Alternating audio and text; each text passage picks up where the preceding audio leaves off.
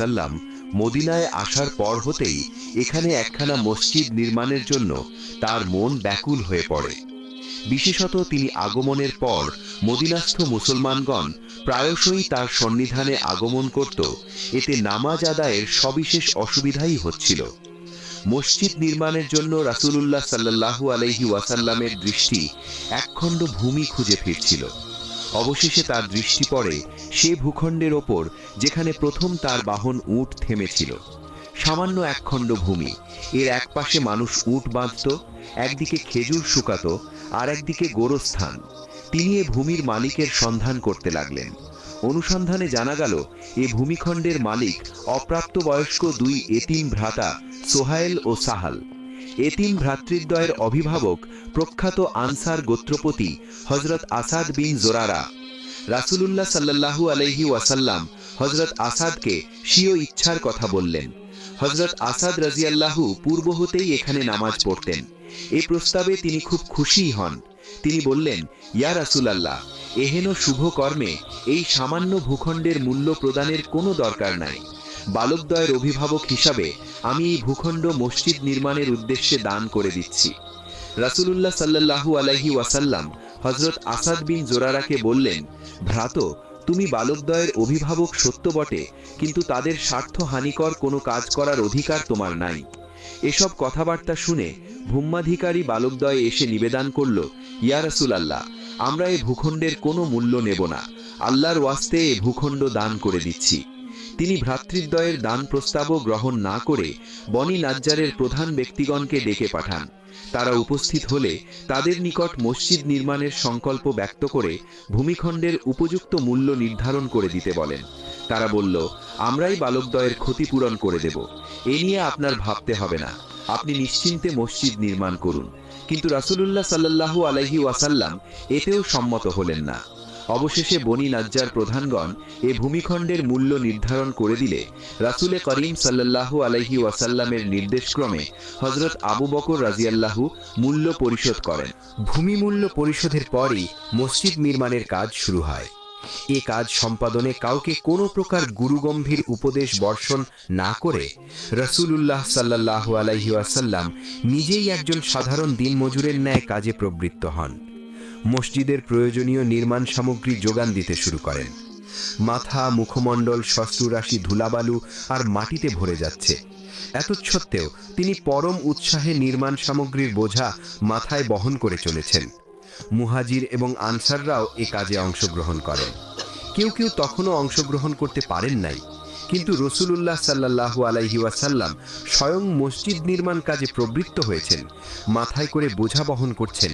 এসব খবরে সমগ্র মদিনায় একটা মহা হুলস্থুল পড়ে যায়।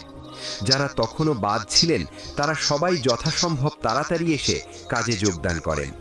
সবাইর অংশগ্রহণে মসজিদ নির্মিত হয়ে যায়। এ মসজিদের প্রধানতম বৈশিষ্ট্য হল এতে কোনো প্রকার কৃত্রিম সৌন্দর্যারোপের চিন্তা করা হয় নাই। সম্পূর্ণ সাদামাটাভাবে এ মসজিদখানা তৈরি হয়। কাঁচা ইটের প্রাচীর, খেজুর গাছের আড়া আর খেজুর পাতার ছাউনি, মিম্বর, মেহরাব, মিনার, গম্বুজ কিছুই নাই। ফলে সাদামাটাভাবে নির্মিত এ মসজিদের গুরুত্ব মাহাত্ম্য এতদূর বৃদ্ধি পেয়েছিল যে সমকালীন বিশ্বের দুই বৃহৎ শক্তি পারস্য ও রোম সাম্রাজ্যের বীর সেনাপতি এবং দূতদেরও এ মসজিদে প্রবেশ করতে অন্তরাত্মা কেঁপে উঠত। হযরত তামিম দারি আনসারী রাদিয়াল্লাহু ইসলাম গ্রহণের পর এ মসজিদে চিরাগবাতি জ্বালিয়ে আলোকিত করার ব্যবস্থা করেন। আসহাবে সুফফার জন্য গৃহ নির্মাণ। মসজিদে নববী নির্মাণের পর আসহাবে সুফফার আশ্রয়স্থল নির্মাণের প্রচেষ্টা শুরু হয়। এই চেষ্টার প্রথম পদক্ষেপ হিসাবে মসজিদ সংলগ্ন ভূমির ওপর একটি চবুতরা নির্মাণ করা হয়। উপরে খেজুর পাতার ডাল আর চতুর্দিক উন্মুক্ত। শত শত গৃহ পরিজনহীন ত্যাগী কর্মী এই চবুতরায় অবস্থান করতেন। এ মহাত্মাগণই ইসলামের ইতিহাসে আসহাবে সুফফা নামে পরিচাল্লামের সাহাবা সহচরগণ দিনী দায়িত্ব পালনের সাথে সাথে স্ত্রী পুত্র পরিজনের প্রতি কর্তব্য পালনের জন্য তাদেরকে ব্যবসা বাণিজ্যে জড়াতে হতো। এতে তাদের অনেক সময় কেটে যেত বলে তারা প্রয়োজনীয় দিনী জ্ঞান অর্জনের জন্য সময় করে উঠতে পারতেন না। পক্ষান্তরে সুফফাবাসীর কোনো ঘর সংসার, স্ত্রী পুত্র পরিজন ছিল না। এ দলের যিনি বিয়ে করতেন তাকে দল হতে বের হয়ে যেতে হতো। তারা সব সময় রসূলুল্লাহ সাল্লাল্লাহু আলাইহি ওয়াসাল্লামকে বেষ্টন করে থাকতেন, তার মুখনিসৃত বাণী শুনতেন এবং আত্মস্থ করতেন। রাতের বেলা নিজের অবস্থানে ইবাদতে নিমগ্ন হতেন। কুরআন পঠন পাঠন এবং বিপদসংকুল স্থানে ইসলাম প্রচারই আসহাবে সুফফার প্রধানতম সাধনা ছিল। এ দলেরই ৭০ জনকে ইসলাম প্রচারের উদ্দেশ্যে নজদে প্রেরণ করা হয়েছিল। পথিমধ্যে এরা সবাই কাফেরদের কর্তৃক শহীদ হন। একদিন মদিনার পবিত্র ভূখণ্ডে সাহাবীগণের এক বিশেষ মজলিস বসেছিল। সেই মজলিসের কেন্দ্রবিন্দুতে ছিলেন বিশ্বনবী হযরত মুহাম্মদ সাল্লাল্লাহু আলাইহি ওয়াসাল্লাম, যিনি তার সহচরদের সাথে বদরের সেই ঐতিহাসিক যুদ্ধের অলৌকিক বিজয়গাথা এবং আল্লাহর সাহায্য নিয়ে গুরুত্বপূর্ণ আলোচনা করছিলেন। মজলিসে এক গভীর নীরবতা বিরাজ করছিল, যেখানে প্রতিটি হৃদয় আল্লাহর রাসূলের বাণীর দিকে নিবদ্ধ। ঠিক সেই সময় আকাশের মুক্ত প্রান্ত থেকে একটি ক্ষুদ্র উজ্জ্বল দোয়েল পাখি যেন তার জীবনের শেষ সম্বলটুকু দিয়ে উড়ে এসে মজলিসের ঠিক পাশে থাকা এক ছায়াময় গাছের ডালে আশ্রয় নিল।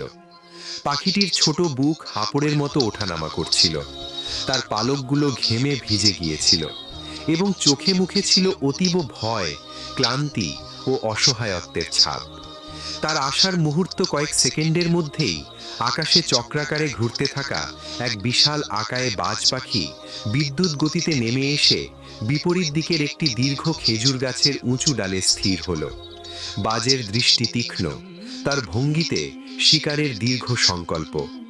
ভীতসন্ত্রস্ত দোয়েল পাখিটি মাথা তুলে নবুয়তের প্রদীপ্ত শিখা নবীজির দিকে তাকালো এবং তার ক্ষুদ্র কণ্ঠে এক করুণ আরতি নিয়ে সালাম জানালো। দোয়েল পাখি করুণ ও ভীত কণ্ঠে, ইয়া রাসূলাল্লাহ, ইয়া হাবিবাল্লাহ, আল্লাহর নবী গো, আপনার কাছে বেয়াদবি মাফ চাইব। ওগো আল্লাহর হাবিব, আমার অসহায়ত্বের কথা শুনুন। আজকে পুরো 2 দিন যাবৎ আমার পেটে এক দানা খাদ্যও পড়েনি। 2 দিন যাবৎ কিছু না খেতে পেরে আমার জীবন প্রায় যায় যায় অবস্থা। আমি দুর্বল হয়ে উঠতেও পারছিলাম না। ওগো আল্লাহর নবী, আজকে সকালে এই দোয়েল পাখিটি যখন আমার সামনে এসে পড়ল, তখন ক্ষুধার সেই তীব্র যন্ত্রণা আমি কিছুতেই সহ্য করতে পারলাম না। বাঁচার একমাত্র উপায় হিসেবে আমি সিদ্ধান্ত নিলাম এই দোয়েল পাখিটিকে খাবো। তাই আমি সকাল থেকে এই পর্যন্ত তাকে খাওয়ার জন্য মরিয়া হয়ে দৌড়াচ্ছি। বাজ পাখির অসহায়ত্ব শোনার পরেও নবীজি তাকে নৈতিকতার দিকে ফিরিয়ে আনলেন এবং দোয়েলের ছানাদের কথা মনে করিয়ে দিলেন। হে বাজ পাখি, তুমি যদি তোমার ক্ষুধার তাড়নায় এই দোয়েল পাখিটিকে খেয়ে ফেলো, তাহলে এই দোয়েল পাখির রেখে যাওয়া ছোট ছোট ছানা বাচ্চাগুলোর কি হবে একবার ভেবে দেখেছো? তোমার এক মুহূর্তের ক্ষুধা নিবারণ অন্য কিছু প্রাণীর জীবন বিপন্ন করে তুলবে। বাজ পাখি তখন অনুতপ্ত হয়ে বলল, গভীর নিঃশ্বাস ফেলে, ক্ষুধার যন্ত্রণার সময় আমার মাথা ঠিক ছিল না। আমি কোনো কুল কিনারা পাচ্ছিলাম না যে কি করলে আমার এই অসহ্য যন্ত্রণা নিবারণ হবে। আমি 2 দিন যাবৎ কোনো খাদ্য না পেয়ে, সামনে কোনো আধার দেখতে না পেয়ে যখন এই দোয়েল পাখিটিকে দেখলাম, তখন আমার সমস্ত জ্ঞান যেন বিলুপ্ত হয়ে গিয়েছিল। আমি শুধু অপেক্ষা করছিলাম কখন আমি দোয়েল পাখিটিকে খাবো আর আমার ক্ষুধা নিবারণ করব। আল্লাহর নবী গো, আপনি এখন বলে দিন, আমার জীবন বাঁচানোর জন্য এবং আমার ক্ষুধা নিবারণের জন্য আমি এখন কি করব? বাজ পাখির সেই কাতর আবেদনে বিশ্বনবী সাল্লাল্লাহু আলাইহি ওয়াসাল্লামের হৃদয়ে মমতা উপচে পড়ল। তিনি তাকে সর্বোত্তম ত্যাগের মাধ্যমে আশ্বাস দিলেন, হে বাজ পাখি, তুমি শান্ত হয়ে বসো। তোমার ক্ষুধা নিবারণের ব্যবস্থা আমি রাসূল নিজেই করব। তুমি নিশ্চিন্ত থাকো। অতঃপর বিশ্বনবী দোয়েল পাখিকে লক্ষ্য করে বললেন, হে দোয়েল পাখি, তোমার কোনো ভয় নেই। তুমি এখন খুশি মনে তোমার বাচ্চাদের কাছে ফিরে যেতে পারো। আমি কথা দিচ্ছি, এই বাজ পাখি আর তোমার পিছু কখনো নেবে না। আল্লাহর নবীর মুখে এমন কথা শোনার পর দোয়েল পাখি খুশিতে আত্মহারা হয়ে নবীজিকে বললেন, ইয়া রাসূলাল্লাহ, ইয়া হাবিবাল্লাহ, আল্লাহর নবী গো, আপনার মুখে এমন কথা শোনার পর আমার আর কোনো ভয় রইল না। আমি এখন নির্ভয়ে আমার বাচ্চাদের কাছে ফিরে যেতে পারবো। এই বলে দোয়েল পাখি বিশ্বনবীকে সালাম জানিয়ে উড়াল দিয়ে তার গন্তব্যের দিকে চলে গেলেন। এদিকে বাজ পাখি বসে আছে বিশ্বনবীর দিকে তাকিয়ে। নবীজি তখন বাজ পাখিকে বললেন, হে বাজ পাখি, তোমার তো অনেক ক্ষুধা। তুমি একটা কাজ করো, তুমি তোমার ঠোঁট দিয়ে আমার 2 গাল থেকে 2 টুকরো মাংস খেয়ে নাও। তাহলে বাকি জীবন তোমার আর কোনো ক্ষুধা লাগবে না। বাজ পাখি তখন নবীজিকে লক্ষ্য করে বললেন, ইয়া রাসূল আল্লাহ, ইয়া হাবিব আল্লাহ, আল্লাহর নবী গো, আপনার এই চাঁদ মাখা সুন্দর চেহারা দেখে আমি বাজ পাখির সমস্ত ক্ষুধা নিবারণ হয়ে গেছে। আল্লাহর নবী গো, আমি বাজ পাখির কলিজা ঠান্ডা হয়ে গেছে। ওগো আল্লাহর হাবিব, আপনার চেহারা থেকে আমার গোশত খেতে হবে না। আপনার চেহারা দেখে, আপনার চাঁদ মাখা মুখ দেখে আমি বাজ পাখির সমস্ত ক্ষুধা নিঃশেষ হয়ে গিয়েছে। ওগো আল্লাহর রাসূল, আপনার চাঁদ মাখা মুখ দেখে আমি এতটাই আত্মতৃপ্তি পেয়েছি যে আমার মনে হচ্ছে বাকি জীবন আমার আর কোনো ক্ষুধাই লাগবে না। অতঃপর বাজ পাখি বিশ্বনবীকে সালাম জানিয়ে উড়াল দিয়ে চলে গেল দূর আকাশের দিকে। সুবহানাল্লাহ, সুবহানাল্লাহ। একদিন আবু জাহেল বিশ্বনবীর কাছে দৌড়ে এসে বললেন, ভাতিজা মুহাম্মদ, তুমি তো নিজেকে আল্লাহর নবী বলে দাবি করো, তাহলে তুমি বলো তো দেখি আমার হাতের মুঠোর মধ্যে কি আছে? যদি তুমি বলতে পারো তাহলে আমি কথা দিচ্ছি আমি এক্ষুনি তোমার কালিমা পড়ে মুসলমান হয়ে যাব। বিশ্বনবী তখন চিন্তায় পড়ে গেলেন। নবীজি আবু জাহেলকে লক্ষ্য করে বললেন, চাচা, আপনার হাতের মুঠোর মধ্যে কি আছে আমি তা বলতে পারবো না, কেননা অদৃশ্যের খবর একমাত্র আমার আল্লাহ রাব্বুল আলামিনই জানেন। আল্লাহ রাব্বুল আলামিন ছাড়া পৃথিবীর কেউ গায়েব সম্পর্কে জানেন না, কেউ অদৃশ্য সম্পর্কে কোনো কিছু বলতে পারবে না। এটার ক্ষমতা একমাত্র আমার আল্লাহ রাব্বুল আলামিনের কাছেই আছে। বিশ্বনবীর এমন কথা শুনে আবু জাহাল মুচকি মুচকি হাসতে লাগলেন। অতঃপর নবীজি আবু জাহালকে লক্ষ্য করে বললেন, চাচা, আপনার হাতের মধ্যে কি আছে তা আমি বলতে পারবো না, কিন্তু আপনার হাতের মধ্যে যা আছে তারা যদি নিজেই আমার ব্যাপারে সাক্ষী দেয়, তাহলে কি আপনি ইসলাম ধর্ম গ্রহণ করে মুসলমান হয়ে যাবেন? তখন আবু জাহেল বলল, এটা তো আরো ভালো কথা, তবে তুমি তাই করে দেখাও। তখন বিশ্বনবী আবু জাহালের হাতের মুষ্টির দিকে তাকিয়ে বলতে লাগলেন, হাতের মুষ্টির মধ্যে যা কিছু আছে তোমরা সবাই আমার ব্যাপারে সাক্ষী দিতে থাকো জবান খুলে।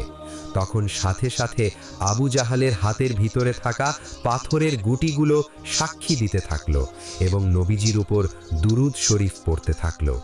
আবু জাহেল এই দৃশ্য দেখার পর হাতের মুষ্টি থেকে পাথরের কণাগুলো ঝেড়ে ফেলে দিলেন। এরপর নবীজিকে লক্ষ্য করে বললেন, ভাতিজা, তুমি আসলেই একজন বড় জাদুকর। আমি এতদিন জানতাম তুমি সব কিছুর জাদু জানো, কিন্তু বিশ্বাস করতাম না। আজকে নিজের চোখে দেখলাম তুমি যে কত বড় জাদুকর। এরপর আবু জাহেল দ্রুত সে স্থান ছেড়ে চলে গেল। আরও একদিনের ঘটনা। একদা বিশ্বনবী একটি গাছের নিচে দাঁড়িয়েছিলেন। এমন সময় আবু জাহেল ও তার কিছু সঙ্গীরা এসে নবীজিকে বলল, ইয়া মুহাম্মদ, তুমি যদি ওই আকাশের চাঁদটিকে দ্বিখণ্ডিত করে দেখাতে পারো, তাহলে আমরা সবাই মিলে আজকেই তোমার কালিমা পড়ে মুসলমান হয়ে যাব। নবীজি তখন বললেন, আমি যদি ওই আকাশের চাঁদটিকে দ্বিখণ্ডিত করে দেখাতে পারি, তাহলে কি সত্যিই তোমরা মুসলমান হবে? আবু জাহেল ও তার সঙ্গীরা তখন বলল, হ্যাঁ, আমরা সত্যিই মুসলমান হব যদি তুমি এই কাজ করে দেখাতে পারো। এরপর বিশ্বনবী আল্লাহর কাছে প্রার্থনা করলেন, হে আল্লাহ, তুমি আমার আঙুলের ইশারাতে ওই আকাশের চাঁদটিকে দ্বিখণ্ডিত করে দাও। আল্লাহ রব্বুল আলামিন নবীজির দোয়া কবুল করে নিলেন।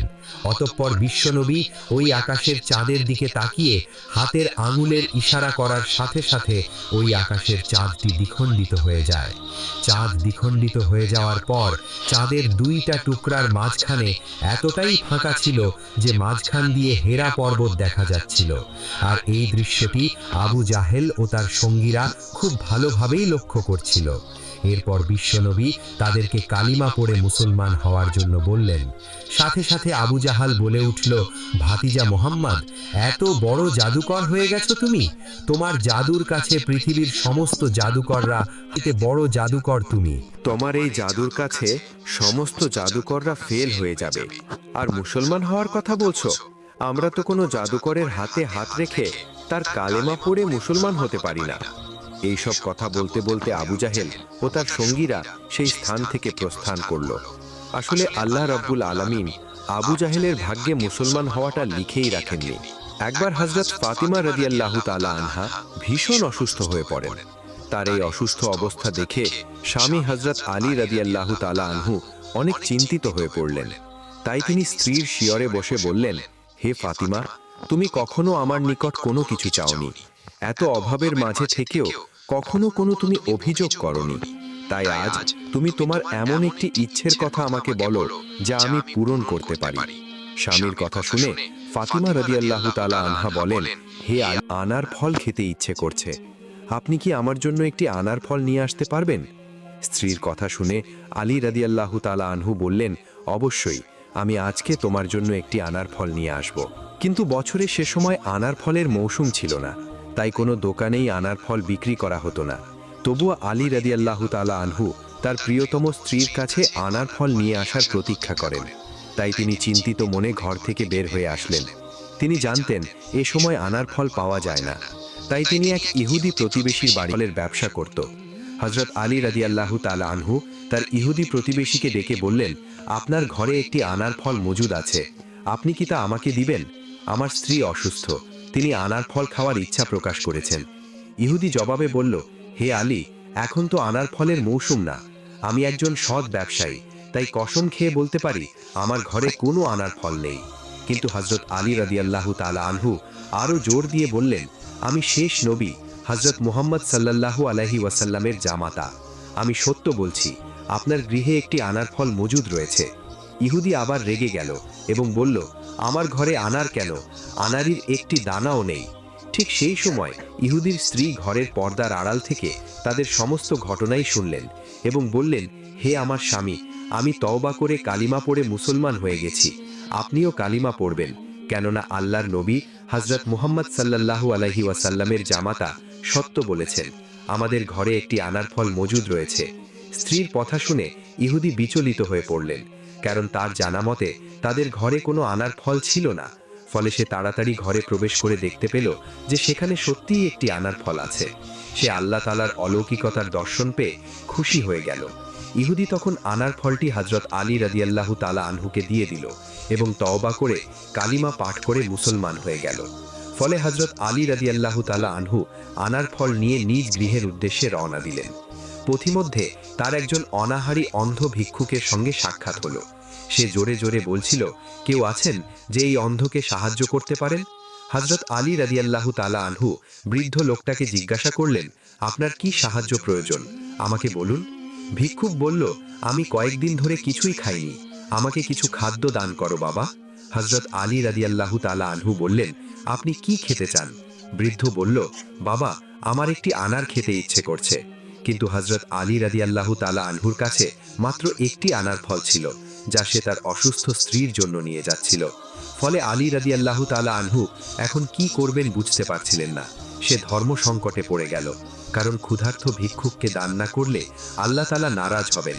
আর অন্যদিকে তার স্ত্রী জীবনেই প্রথম তার কাছে কোনো কিছু খাওয়ার ইচ্ছা প্রকাশ করেছেন, আর সে ওয়াদা করেছে স্ত্রীর ইচ্ছা পূরণ করবে। তাই আনার ফলটি না নিয়ে গেলে স্ত্রীর কাছে করা ওয়াদা ভঙ্গ হবে এবং সে কষ্ট পাবে। কিন্তু শেষ পর্যন্ত হযরত আলী রাদিয়াল্লাহু তাআলা আনহু আল্লাহ তাআলাকে খুশি করার উদ্দেশ্যে আনার ফল ভিক্ষুককে দিয়ে দিলেন। ফলে ভিক্ষুক খুশি হয়ে আল্লাহ তাআলার নিকট শুকরিয়া আদায় করে তার জন্য দোয়া করলেন। হযরত আলী রাদিয়াল্লাহু তাআলা আনহু ম্লান মুখে ঘরে ফিরে এলেন, কিন্তু স্ত্রীর মুখোমুখি কিভাবে হবেন ভেবে পাচ্ছিলেন না।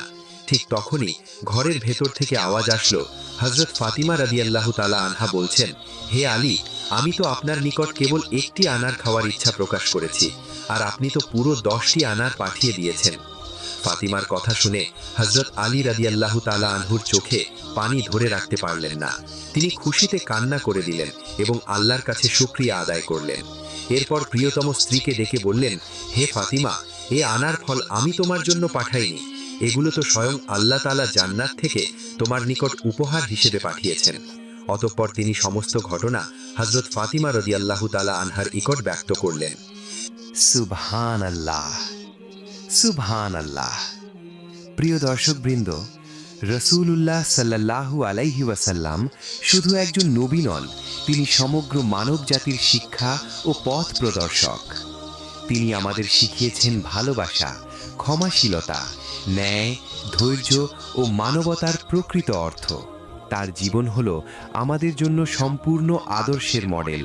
একজন বাবা হিসেবে, একজন স্বামী হিসেবে, একজন নেতা হিসেবে এবং একজন দয়ালু মানুষ হিসেবে।